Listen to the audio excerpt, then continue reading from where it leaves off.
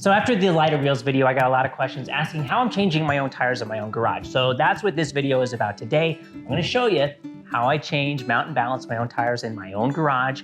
Because having the ability to change your own tires really opens the world to you.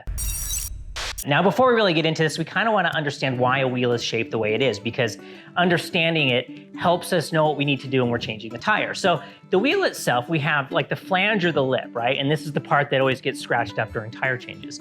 You also have the bead seat. That's this flat part right here. And then right adjacent to that is the retaining hump. The retaining hump is actually probably one of the most important parts of the tire because it's what holds the tire against the flange when you're at low pressure or under load. And for those curious about like dark side riding, putting a car tire on a motorcycle wheel, yeah, it'll fit. But this shape is very specific to a motorcycle bead. Motorcycle beads are shaped differently than car beads. So yeah, you can get a car tire to fit on a motorcycle rim, but it doesn't fit perfectly. And if you want to know more about dark side riding, Ryan over at Fort 9 did a really fantastic video that explains why you should never put a car tire on a motorcycle wheel. Now, the important part of the tire that we really need to pay attention to for this is what's called the bead. And the bead it's a heavy metal band. It doesn't bend, it doesn't stretch. It's the most solid part of the tire. And it's also the exact same shape as the rim, right? Like this is the bead seat and this is where the flange sits, and it's the right size to sit right in there behind those retaining humps to hold it in place. The other thing we need to pay attention to on the sidewall is most tires are gonna have a dot, yellow or red, that indicates the lightest part of the tire. And this basically needs to line up to the heaviest part of the wheel, which typically is the valve stem. The last part of the tire we need to be aware of is what's called the center drop or the drop well, or sometimes it's called the valley. But this is what allows us to put a tire on a wheel. We have to put the beads inside the drop well so that we can get the bead over the lip on the other side of the tire. So understanding the drop well is key to putting a tire on. So that's why I bring this up. So this is my well-worn, well-used, well-loved Nomar tire changer. No affiliation, I bought the thing with my own money in 2007 or 2008, I think. It's the classic model, I believe, but they've made so many improvements to their design over the years. I think I paid $650 for it, so yeah, it was an investment, but who knows how many times over it's paid for itself, because I think a shop now charges around, I think $30 to $40 to mount and balance a tire. The reason why I chose Nomar over the other brands is because of their Delrin blocks. If you mount a tire correctly, and I'm gonna walk you through that, no metal will actually ever touch your rim. So in the 15 years, and Lord knows how many tires I've changed with this thing, I haven't scratched a single wheel. Having a tire changer really gives you a lot of freedom. Like for track days, if you want to move, track tires to street tires, or if you have a long trip coming up and your rear tire just doesn't really have enough life to make the trip, you don't want to throw away the half-worn tire, put on a new one, and then save that half-worn tire for the fall when you're only doing day rides. Now, the downside of that is I have a whole rack filled with half-worn tires. If your tire has a stiff carcass, you probably want to do this when the tires are warm. It makes them a little bit more pliable, or set the bike out in the sun for a few minutes. The first step though is we got to take this block and we move it up to this position right here.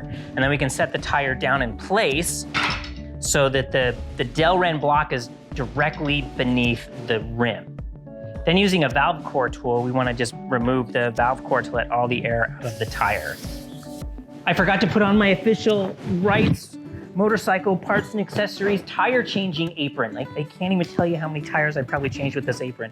I should maybe wash it. And then Nancy, because don't be a Nancy. I guess that means I'm a Nancy. I'm a Nancy. All right, so with the wheel sitting directly over the block, you take this arm, which is a bead breaker, and we put it right where the Delrin just gets really close to where the rim is and the tire, and we just kind of hold the tire from balling up and just kind of push down and pop the bead on the tire. And then we kind of just rotate it, pop it again. And once that's done, you can basically just kind of push the bead in all the way around the tire to break the bead on that side. And then we flip it over and do the same thing on the other side of the tire. All right, then we move this Delrin block back to the 17-inch wheel size position, and we'll use this. We'll push the bead underneath these lips, and then we'll lock the tire in place with this arm. All right, we set the tire in, and we push it down to kind of push it underneath those little lips, and then tighten it down in place. I always like to keep the valve stem closest to me so I know where it is at all times. A little bit of soapy water. I usually just mix in a couple drops of dish soap with some warm water, and that'll just kind of help make everything nice and slippery. So remember how we talked about the center drop? We need to push the bead down into the center drop, and then we're gonna take this end and we're gonna slide it underneath the bead and then rotate it to hook the bead so we can get the tire off. So this is the most important part of the Nomar system is with this big long bar, we don't want to pry. We're not trying to pry the bead off of the wheel. And that's what makes changing a tire, on a piece of carpet on your knees with tire iron such a nightmare is all that prying. What we're doing is we're actually trying to lift the bead up and over the top of the lip. So we want to make sure that this side of the tire is down into that center drop, and then we're just going to lift and rotate, and you can see that the bead is already coming up and off the rim. And then we pull this down, and we want to slide this bar. This is a little awkward because I'm doing it for the camera. Down through the wheel, and it goes into a little pocket down there, and then we tighten it back up. And then the bar is going to push against this as we rotate the bead off. Again, no metal is touching anything. The tip of the bar is Delrin, the wheel is set in Delrin, and then we basically just kind of walk the bar around, and it's just gonna like lift the bead off. There it is, halfway off. All right, then we're just gonna do the same thing to the other side. So we get the bar up out of the way. We grab our bar. We wanna make sure we kind of pull the tire up into that center drop, and then kind of real carefully go in and grab the bead with the other side of the bar, rotating it 90 degrees so it hooks. Pull the bar back down.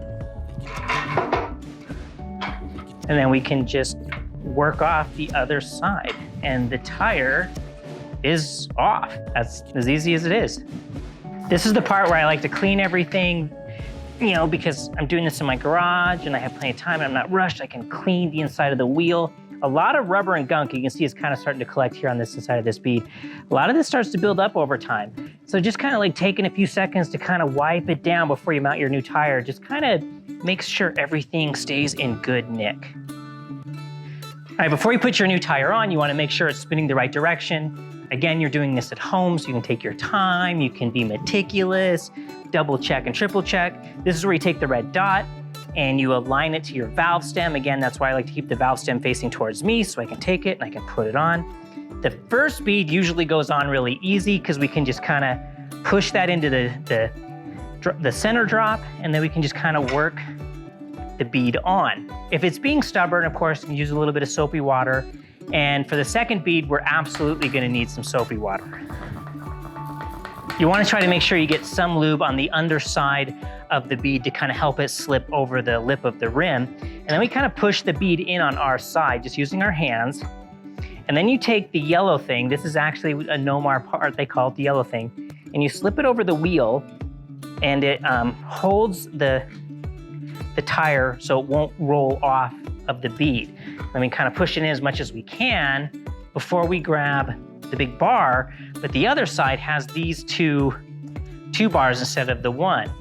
And we just want to push it until this part goes below the bead of the tire. So just like that. All right, then we just lower this bar like we did before because we're just going to leverage around it. And then this, again, it's not so much as a pull. You can try to pull, it's gonna wanna pop up, but you actually go to the other side of it, and I like to use my hip and pull on this little handle and just kind of walk my way around it. Now, as I go, I need to make sure that the bead stays down into that center drop. So I'm constantly pushing the bead down into the center drop to make sure that I have plenty of room for the bead to slip over the top of the tire. We don't wanna force anything. We don't wanna bend a wheel. So just kind of doing that, just kind of work it in and just kind of push it down into the center drop, and the tire is effectively mounted. Release the clamp, get the tire up out of there, and then reinstall the valve stem. Next, we're gonna seat the bead, and a word of warning, because we know the shape of the wheel, you have those retaining humps, so the bead has to slip up over before it can come into contact with the lip and everything. So it's gonna be loud, it's gonna make a loud bang. So keep your fingers out of harm's way, and don't overinflate the tire. It shouldn't take more than 2.5 bar or 40 PSI for the bead to set. If it takes more than that, then something's wrong. You might need to release it again, maybe spray some lubrication into the bead or whatever, but for the most part, most times, you basically just put air into it and the bead's gonna seat. One, and here comes the other one. There it is. Now we wanna check our tire pressure, and we're gonna move on to balancing it. This is a static balancer. Now, I know what you're thinking. It's not nearly as fancy as that computerized spin balancer you see at a lot of local shops, but this is the same technology used by race teams like World Superbike and MotoGP. And I figure if it's good enough for MotoGP, it's good enough for me. But basically how it works is we mount the tire and wheel with a special bar with special cones to hold everything together. And then we set it into the balancer, and it sits on these very high precision bearings, and we kind of give it a gentle spin. And what's gonna happen is that the heavy part of the tire is gonna sink to the bottom. So it helps us find the light part of the tire, which will be where we wanna add weight. Now, I should also mention that you need to pull off any other wheel weights before you go to this step.